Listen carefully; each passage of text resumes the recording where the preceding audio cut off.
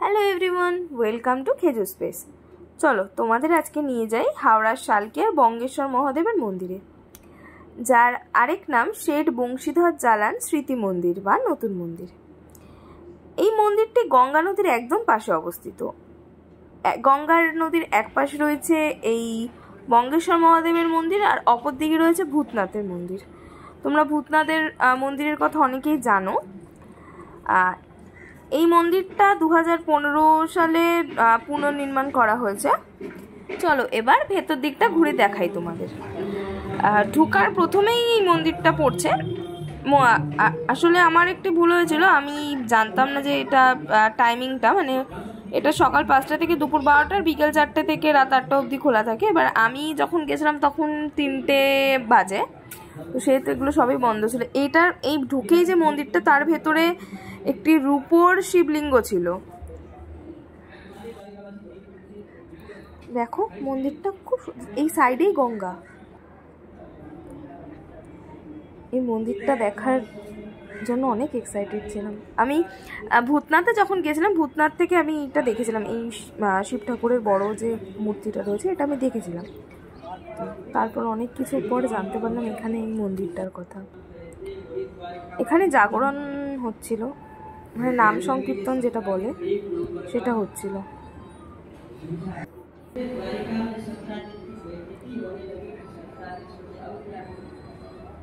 তোমাদের তো এটা বলাই হয়নি, এই মূর্তিটা 51 ফুটের একটি মূর্তি, যার 4টি মাথা আছে। চলো এবার ওই পাশের মন্দিরটার থেকে ঘুরে আসা যাক, দেখি কি আছে। প্রচণ্ড গরম ছিল, নিচটা পুরো পাথর, প্রচণ্ড গরম ছিল, পা রাখতে পারছিলাম না। এগুলো সব বন্ধ ছিল, আমি যেহেতু ওই সময় গেছিলাম। কখন খোলে কাকু এগুলো? এগুলো খোলে না?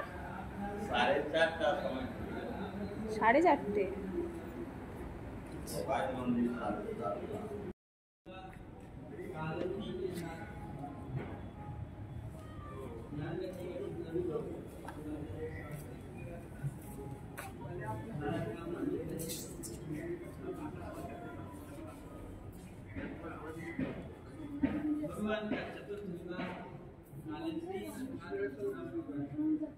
এখানে মহাদেবের বিভিন্ন স্থানে বিভিন্ন যে মহাদেবের বিভিন্ন মানে অবতারে যে রয়েছেন সেগুলো রয়েছে এখানে। কোথাও বিশ্বনাথ, কোথাও এখানে কেদারনাথ, বদ্রীনাথ, সব কিছুই রয়েছে।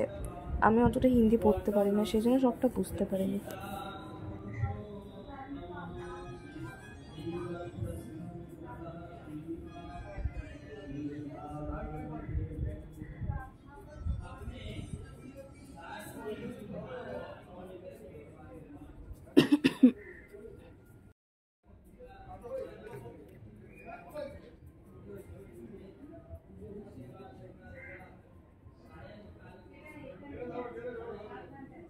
সব যে মন্দিরগুলো, ছোট ছোট মন্দিরগুলো করা হয়েছে, তার উপরে নামগুলো লেখা আছে।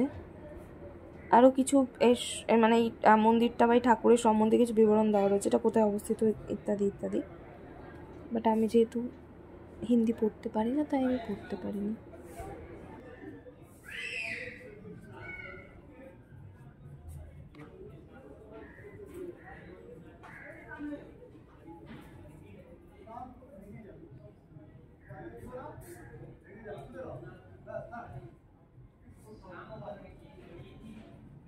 এটা লেখা রামেশ্বরম, আমি এটা বুঝতে পেরেছিলাম।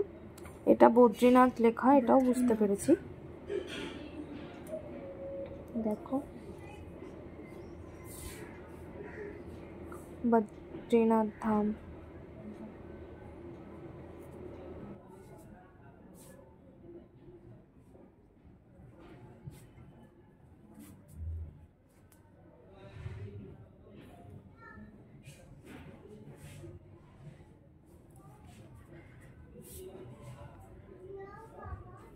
আর এটা কেদারনাথ। এখানে একটি কাকিমা দাঁড়িয়েছিলেন, যিনি কোনো মতেই সরছিল না, অনেক চেষ্টা করেছে এনাকে বলে সরানোর, যে একটু শুনুন আমি একটু ফটো তুলি, উনি সেটাও সরছিল না।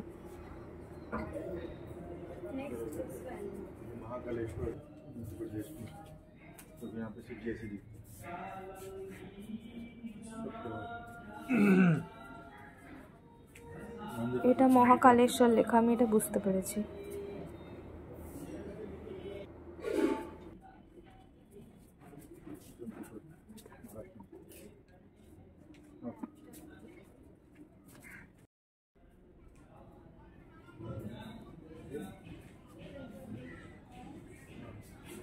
সবচেয়ে ফানি হয়েছে এটা, আমি না হঠাৎ করে বেরিয়ে এটাকে দেখে আমি সত্যিকারের কুমির ভেবেছিলাম। আমি কিছুক্ষণের জন্য জাস্ট মানে কী হলো ব্যাপারটা, সত্যিকারের কুমির কোথা দিয়ে এলাম এটা ভাবছিলাম। এখানে একটা কিছু কাজ হচ্ছিল কোনো একটা। জায়গাটা খুব ভালো, নিরিবিলি, শান্ত, গঙ্গার পাড়। এইখানটা দিয়ে নিচে নেমে বসার জায়গা আছে, সিঁড়ির মতো করা আছে, কিন্তু যেহেতু ওই 4:30-র পর সবটাই খোলে, সেহেতু আমার আর বসা হয়নি, কিছুই হয়নি। এর অপোজিটটা করেই ভূতনাথ মন্দিরটা আছে, আমি ঠিক মানে বুঝতে পারছিলাম না কোনটা, আমার কেউ ছিল না জিজ্ঞাসা করবো যে রাখে। দেখো কোথাও उन्होंने शर्त रखा कि जो 8 दुर्दांत वेदों को नाथ देगा, उसी के साथ मेरी बेटी का विवाह से प्रेम करती है, भगवान को पति रूप में चाहती है। इसलिए भगवान गए और जो स्वयंवर सभा का आयोजन किया गया था, उस स्वयंवर सभा में लक्ष्य था मत्स्य के आंख का भेदक करना है, जल में एक यंत्र युक्त मछली ऊपर टांग दिया गया। भगवान गए, उस स्वयंवर सभा में कई योद्धा आए हैं।